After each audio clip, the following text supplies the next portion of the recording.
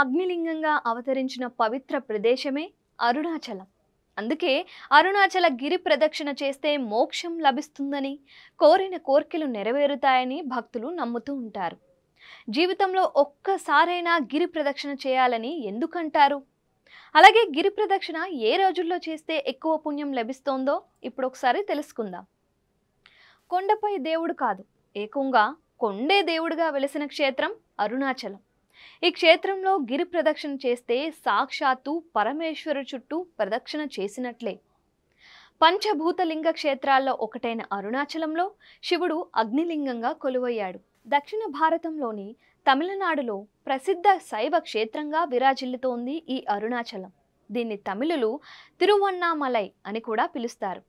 ఇక్కడ ఉన్న పెద్ద కొండనే శివలింగంగా భక్తులు భావిస్తారు. అందుకే అరుణాచలంలో గిరి ప్రదక్షిణ చేస్తే ముక్తి లభిస్తుందని నమ్ముతారు. దేవతలు, సిద్ధులు సూక్ష్మ శరీరంలో ఇప్పటికీ ప్రదక్షిణం చేసే ప్రదేశం అరుణాచలం. అలాంటి ప్రదేశంలో ప్రదక్షిణ చేసే అవకాశం రావడమే అదృష్టం.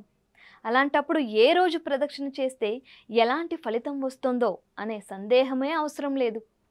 ఏ రోజు గిరి ప్రదక్షిణ చేసినా అరుణాచలేశ్వరుడి కరుణ కటాక్షాలు లభిస్తాయి. అయితే మీకు రోజుల సెంటిమెంట్ ఉంటే మాత్రం మీ మనశ్శాంతి కోసం మీరు అనుకున్న రోజే వెళ్ళి ప్రదక్షిణ చేయొచ్చు. ఏకంగా శివుడే కొండగా వెలిసిన గిరి చుట్టూ ప్రదక్షిణ చేయడం అంటే అంతకన్నా ప్రయోజనం ఇంకేం ఉంటుంది? కొండ చుట్టూ 14 కిలోమీటర్లు నడక వల్ల ఆనందం, భక్తితో మీకున్న కర్మను మీపై ఉండే చెడు దృష్టిని తొలగించుకోవచ్చు. అయితే ఎక్కువ మంది గిరి ప్రదక్షిణ ప్రతి నెల పౌర్ణమి రోజుల్లో చేస్తూ ఉంటారు.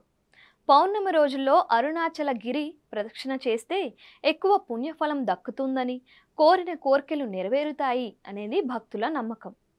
చంద్రుడు ఆ రోజు 16 కళలతో ప్రకాశిస్తూ ఉంటాడంట. కాబట్టి ఆ వెలుగులో గిరి ప్రదక్షిణ చేస్తే మానసిక, శారీరక ఆరోగ్యానికి కూడా ఎంతో మేలు జరుగుతోందని భక్తులు విశ్వసిస్తారు. అంతేకాదు, అరుణాచలం గిరిపై ఎన్నో ఔషధాలు ఉన్నాయి. హనుమంతుడు సంజీవని తెస్తుండగా ఇక్కడో భాగం పడిందని స్కంద పురాణంలో ఉంది. అందుకే ఇక్కడ వాతావరణం, గాలి అత్యంత పవిత్రమైనవి, ఆరోగ్యకరమైనవి కూడా. ఇలాంటి ప్రదేశంలో నడక సాగించడం వల్ల మనలో ఉన్న నెగిటివిటీ అంతా మాయమైపోతుంది. నిజానికి ఈ క్షేత్రం గొప్పతనం గురించి ఎంత చెప్పుకున్నా తక్కువే. ఎందుకంటే అరుణాచలానికి యుగ యుగాల ప్రశస్తి ఉంది. కృతయుగంలో దీన్ని అగ్ని పర్వతమని, త్రేతాయుగంలో స్వర్ణగిరి అని, ద్వాపర యుగంలో తామ్ర శైలమని వ్యవహరించారు.